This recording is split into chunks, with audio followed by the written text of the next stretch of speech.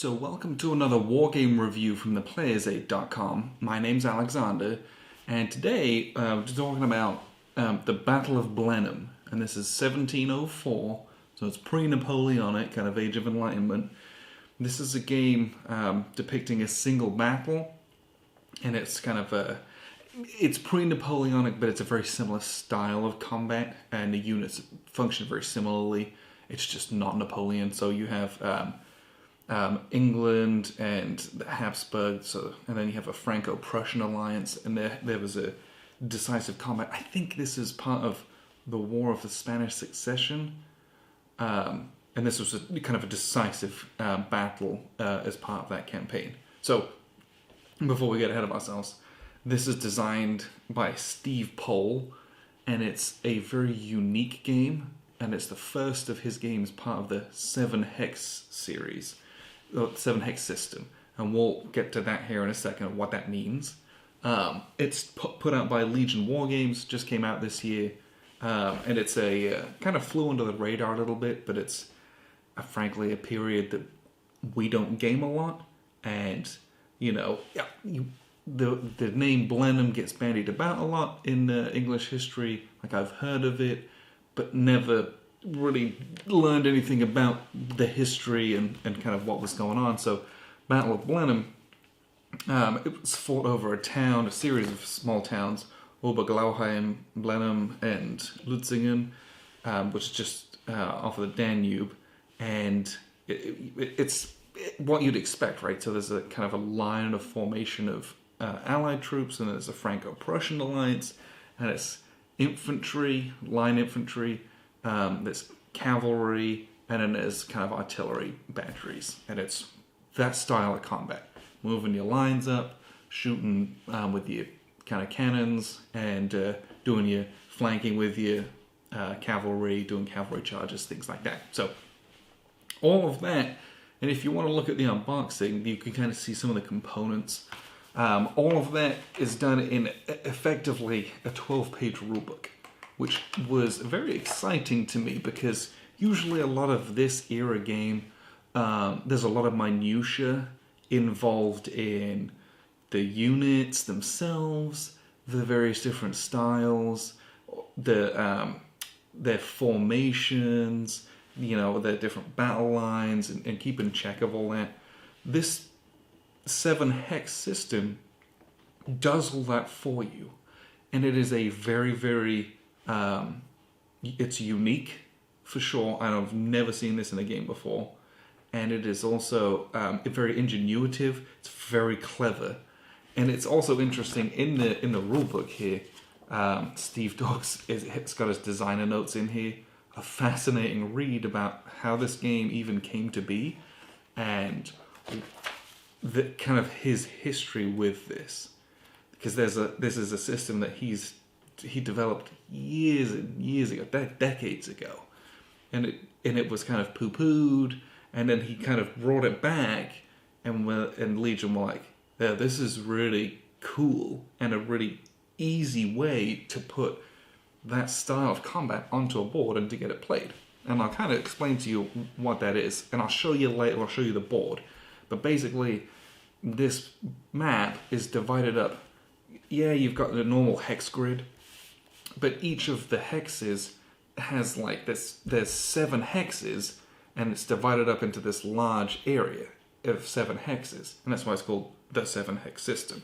So basically, you've got this hex overlay, and then you've got like a darker area overlay, and the units can move from like area to area, and then within that area, they can kind of move within that hex. And so, whilst it's not entirely what it is, it's effectively kind of when you move from center hex to center hex, and that's kind of you in column formation marching or attacking. But then when you get into an area, you can deploy to those 6 outside hexes, and that puts you in like a line formation, a defensive formation. And from there you can defend from a couple of extra areas, but if you want to move forward or move from hex to hex, you have to retreat to that center hex, which is basically you moving into column formation, and then move to a center hex, in column formation, and then in this area, on a subsequent turn, you're then going to move to one of those outside edges, put yourself back into line formation. So instead of having odd-shaped counters, where you're like, I'm moving this way, and then I'm going to turn them all, or having a bunch of markers doing that, the map does it for you. And it took me a little bit to get my head around it, just because it was kind of a new concept. But I'm telling you, it was really cool to play around on the map doing that. And the way that plays out gives you some really, really interesting and sometimes incredibly tough tactical decisions to make. Because the stacking limits in this are pretty tight. Each of these 7 hex areas can effectively hold, like, I think it can hold, I want to say 6. I'm just going to double check before I misquote that. The stacking is 6. It is 6. Okay, good. It's 6 kind of occupation factors. And in this game, cavalry are 3, infantry are 3, commanders and artillery are free stacking. So you can basically only have 2 units in an area. If you get into the kind of the marsh or the heavy woods, you can really only have 1. So you need to have the long line of areas occupied with your units defensively so that you can maximize the literal line of troops in those outside edges of the hexes. And just saying that out loud, that might seem kind of convoluted, but I'll show you in the board here what that's like. But it's really, really cool, and then you get into some really important stuff about making good battle lines, because the combat in this one will punish you. If I'm attacking into an area, a defending unit that's attacking right there, or a defending unit that's defending kind of right where I'm attacking, they get their defensive value, and then it's like a +2 modifier to that. But if there's a unit somewhere else in the hex where I'm not attacking, that provides a negative value. It's as if I'm attacking these guys, but my guys are outflanking the guys, on the other side of the area, because they're decent size. So you can get into some of that, and again, I'll show you. But it's a really, really interesting system. And again, took a little bit to get my head around playing around with it. And also, there's some very clear, very excellent examples in the back here, which were very, very helpful. Gives you, for a game where battle lines are important, was very dynamic. And that, I thought, was very interesting how it plays out. It does what it sets out to do, in that it gives you kind of again, not Napoleonic, but Napoleonic Age type game, but really playable in a very fresh way, very new way. And I commend Steve for creating something new and different. I love new and different in war games, because there's a lot that we've been playing with it for years and years and years, right? But creating something new is difficult, especially creating something new that's worthwhile and that's good. And I believe that this is both of those things. So a very, very cool system, which I'm excited to see more of, because this is just volume 1 in the 7 hex system, and there will be plenty more to come. And the nice thing with this is that it is volume 1. So there are rules in here about, like those, what are they called? The occupation factors. Basically, you're stacking.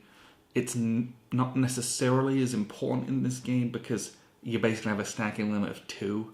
But in subsequent titles, they're like, this becomes really, really important, because there'll be smaller units, bigger units, and you have to really pay attention to who's where and doing what. And there are times, even in this game, where I'm like, oh, I'm going to move these couple guys in here, and you're like, oh, this is a heavy marsh area. I can only move one of them in. And then you're like, well, do I want to expose just one single guy? I've got to get them forward to do this attack, but leaving one guy there is pretty tough sledding at times. Now, the combat in this one, you got a good play that has everything on here, modifiers-wise. Basically, the combat is I have my stack. They have some combat factors and enemy combat factors, and there's a bunch of modifiers. This took me a little bit because you're just reading the words in this. You half that value, and that's your DRM to your dice rolls. You roll off and add those, and then that's your total. So you might have, like, if you've got an infantry and a cavalry, infantry's 5, cavalry's 9. When they attack together, they're +4, so you're looking at 13. Maybe you get a positive modifier because you're attacking down a hill, which I think is +2. So you end up with like 15. And the defender's got 2 infantrymen, so they're at 10. And let's say they don't have any other modifiers. Basically, you cut those numbers in half, so you end up with 7 and 5, and you roll off. The attacker's got a d6 +7, defender's got a d6 +5. And then the difference, whoever has the highest number wins, and then the difference between those final values with the die rolls and the half factors added, the difference between those is the maximum number of hits the winner can inflict. You inflict those hits, and then the loser of the combat does hits equal to half the hits that were inflicted on them, rounded down. With then a die roll modified, so like if you roll a 1, it's less than 1, or if you roll a 6, you're like +1. So that was a little bit wordy in the rules, and I really had to read that a few times.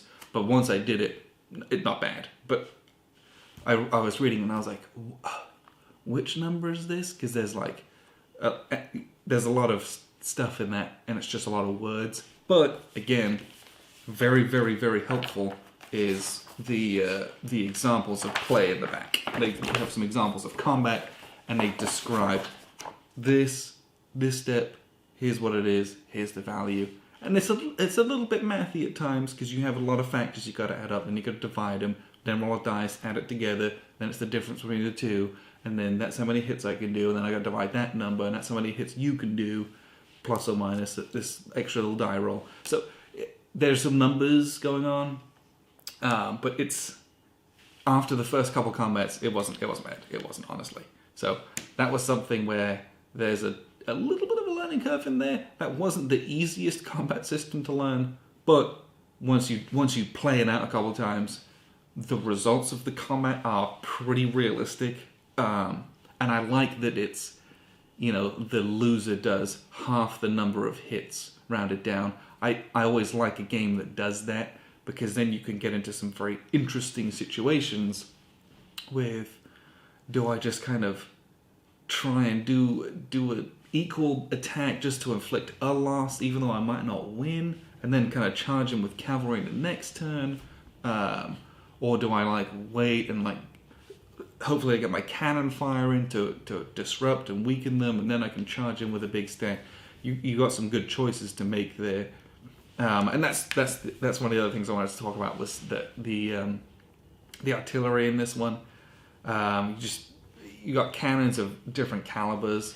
I think we had 3-pounders, 6-pounders, 8-pounders, 12-pounders, and 16-pounders, and frankly, most of them in this game act the same. The big difference in this one is that 12-pounders and 16-pounders have a longer range.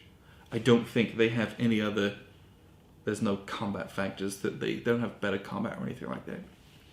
And how that works is if I'm the active player, I basically do all of my strategic movement, which we'll talk about that in a second. There's a lot of nuance to that. I do all of my kind of strategic moves behind the lines or kind of reinforcing my lines, and then the non-active player, the opponent, just shoots all of their artillery.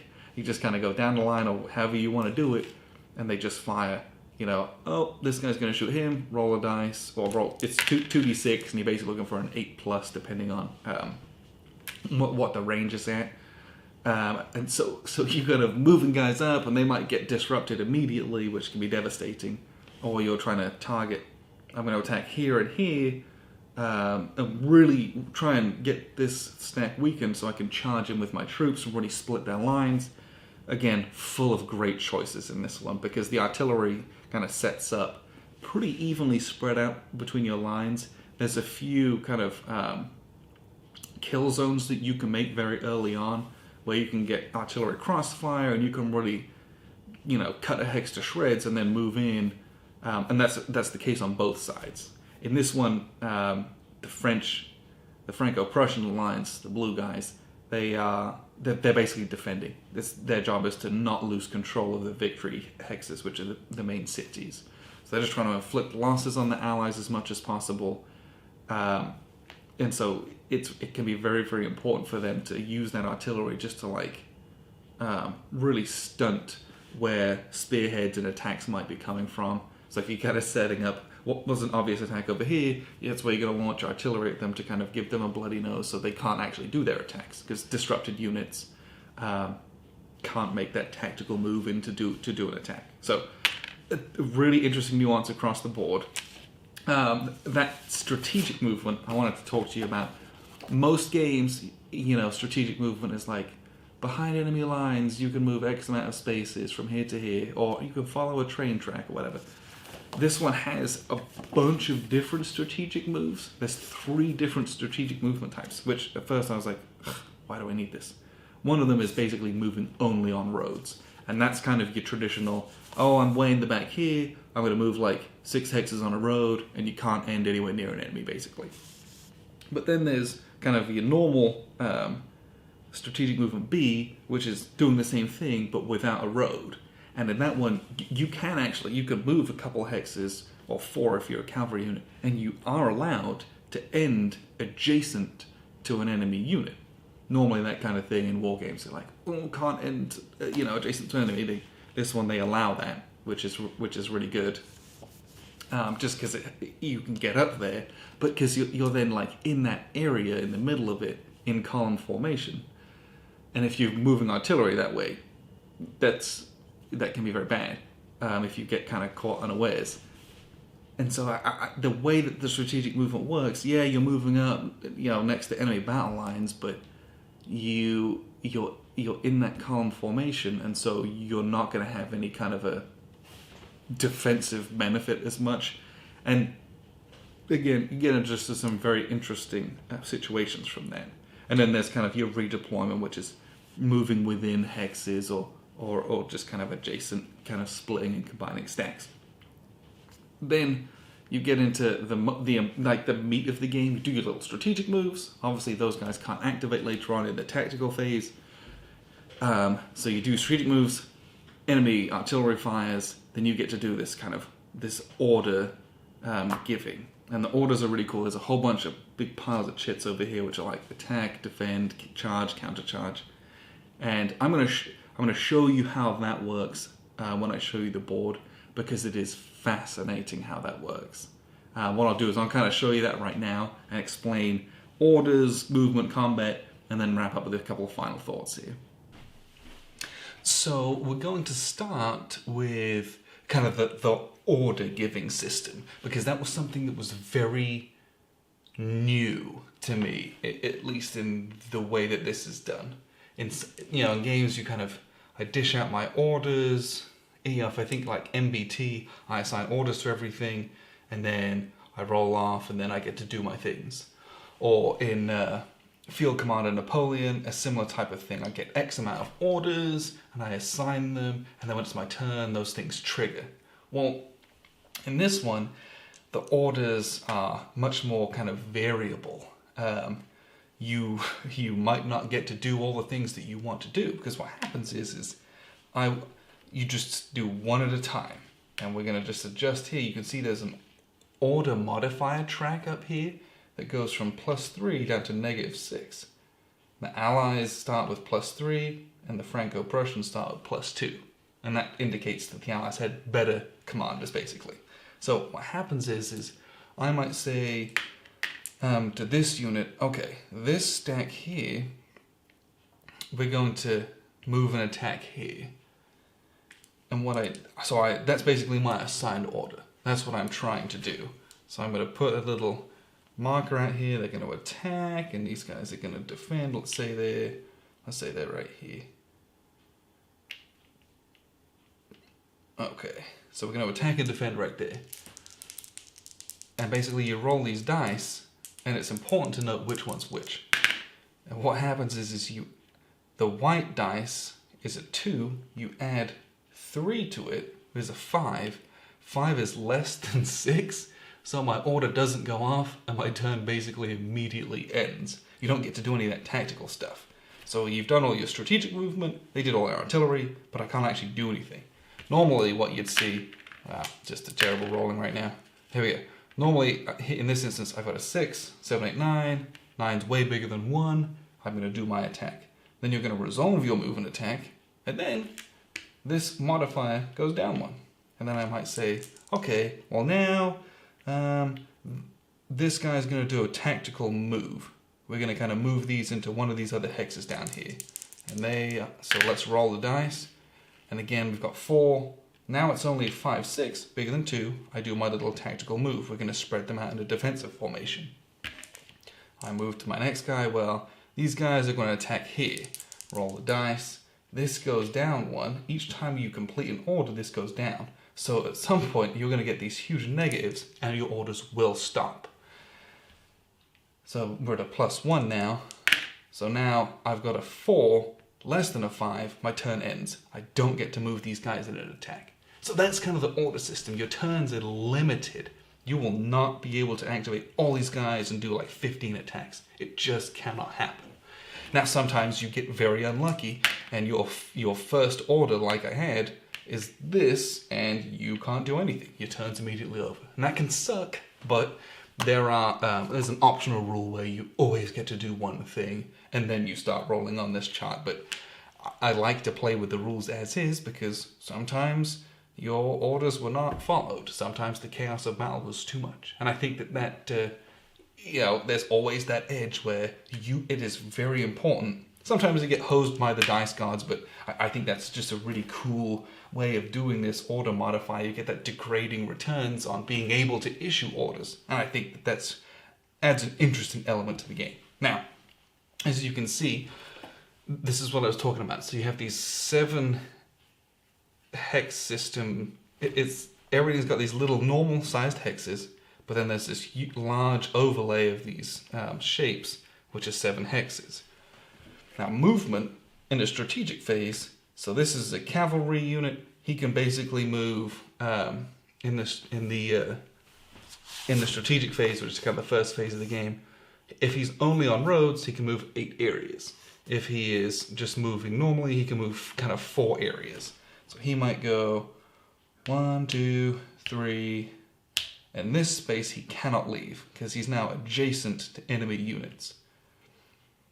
And you can't move through areas because stacking is applied at all times. So he's going to kind of end here, for example. Very simple in that way. But the important part is that you start in a center hex and you move to center hexes within the area. So that's very important, because when it comes to any kind of defensive modifier, you get defensive modifiers if you are in the edge hexes. And if you're an artillery unit, you want to be on an edge hex, because then you get a good defensive modifier. That's you kind of being out and deployed and unlimbered and kind of firing your grape shot, so to speak, as opposed to if you're in the middle hex, that signifies that you're limbered or you're marching in column, and then you just don't, the modifiers aren't there for you from a defensive standpoint. And the interesting part is when you're attacking someone, you have to be in the center hex. You can't just sit here on these edges and just and attack that way. You start in the center hex, like these guys are doing here. So we've got 2 of these cavalry units, and they have to be in this hex to move in here. Because basically, you move in and attack. You don't kind of do the physical move until the attack's resolved. So you say, we're attacking him. I'm an 8, he's a 4, and that's, I think, yeah, that's not great. So you have an 8 and a 4, and then there's a series of modifiers here. there's not, so if you have combined arms, which is kind of what you're looking for, you get good positive modifiers. If they're platoon firers, it's +2 per unit. That means, Marlborough's army, his units are platoon firers because they kind of fire in advance. Everyone else is rank firers. They just stand in line and shoot. They're not as effective. And that's just the case in this battle. Is the Allies had better commanders, fewer of them, but better ones, and their units are of a higher quality. The problem is they're attacking across this awful marshland and river, so they're at a huge tactical disadvantage. You have to be very careful about where you move your units. So there's some really tough decisions to be made there. But your defensive modifiers are here. So the defender here, he's got just a single cavalry unit. He's a 4. And to each undisrupted unit located on one of the two others. So it's just him. So he's a +2. So he's a 6 right now. I'm an 8. I think that's it. This is the part where you could, if you had chosen to, you could have done a charge instead of that normal move and attack. And then you would get, that's kind of a roll that you make to see if they want to counter charge. Basically, charging makes cavalry units stronger. They're a +2 each if you charge with them. But you have, for example, if you had no modifiers, you just got an 8 and a 4. You basically cut those numbers in half to a 4 and a 2, and then that's kind of where you end up with as your dice roll modifiers. So you say then red is for the Allies. He's a 4 and a 4 is 8. He's a 6 and a 2 is 8. That's a wash. Nothing happens. Everyone stays where they are. Now, if you end up with a 9 and say a 3, for example, that's when things start to get pretty hairy for the loser here. So the loser's going to take the difference between these two. Again, 9 and a 3. Difference is 6. They're going to take half that amount, which is 3. That's how many losses they're going to take. So you take 1 disruption, 1 elimination, and then there's a wasted loss. This is completely vacant. My guys move in and take the hex. Well, they take the area.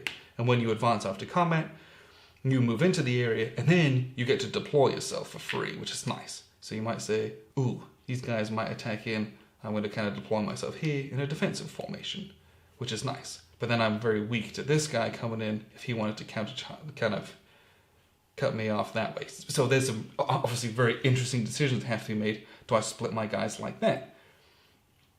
And then, am I vulnerable coming in this way or that way? Very, very important decisions based on these areas and the way you want to deploy. Or do I leave myself in the middle and then next turn I'm in a good spot to charge to the next place? Because as soon as you deploy yourself like this, these guys can't move now.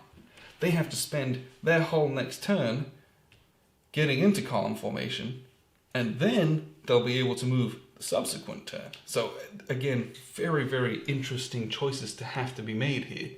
And it's like that across the whole board. And then you think about these orders, there are turns where you might only do 2 or 3 things, and it is hard to get to do what you want to do.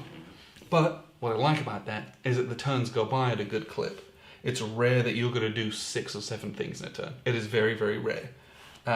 But what that means is I might do 3 or 4 things, you might do 5 or 6, but it goes quickly, especially if you're just doing some movements and kind of rearranging them. And the turn is a 15-turn game, and you get through it. And I think that's a real credit to the game. As you can see, it's kind of a long line, and it seems like the guys are all spread out, but again, it's this deployment within these areas that gives you the kind of the battle line, so to speak. So these guys might deploy in here, and what happens is you might end up then with a lot of these can't go together because you can't go onto these M hexes. You can't deploy onto those. You can kind of go like this, but you can't. I can't just set up a line of infantry in the middle of a marsh. They just can't do it. And what happens is you end up with some really interesting battle lines, and where you attack through is where you get modifiers or don't get modifiers. So if these guys were undisrupted, for example, if they attack this hex, this guy gets a -2 to his defensive value. But if he's over here, because I'm attacking him kind of front on, he gets a +2. So where you arrange within that 7 hexes and how it kind of flows with the shape is a really, really interesting and very cool exercise. So that's kind of how this works, and I'm going to wrap up with a few final thoughts here. So that was a look at just some of the mechanics and how that looks on the board, because it is a very, very interesting system. And describing it in words can be a little bit abstract, and it took me a while to get the words out of the book onto the table. But again, the explanations and diagrams in the book are very helpful, and it's not a long rule book. 12 pages, just like that. Half of it's charts and pictures from the plays, anyway. So really, it's not that much. But it's one of those games where just set it up and start playing. Move the chits and do the things, and you'll be like, oh, okay, that's what this is trying to do. And that's just a really way. I don't know. I had to. There were times where I was like, I don't know what this is. I don't know. It was just like, okay, I'm just gonna like move these guys in and we're gonna see what happens. And then I'd read step by step what happened. And I'm like, oh, okay, that's what it was trying to say. I'm a visual learner, but in a system that was so new with a lot of different nuances, this is when I just playing it, I made it much more accessible. So don't get intimidated if it's a lot of new stuff in the book. We're like, okay, what's it trying to say? Just play it, because the gameplay is actually very intuitive and it's really cool. I had a blast playing this. Again, we don't play a lot of any of this kind of era. I'm starting to get more into that because it is fascinating, and the combat style is something very different from World War II or modern, which we play a lot of. So I was excited to play this, but didn't really have that much of an idea what I was getting myself into.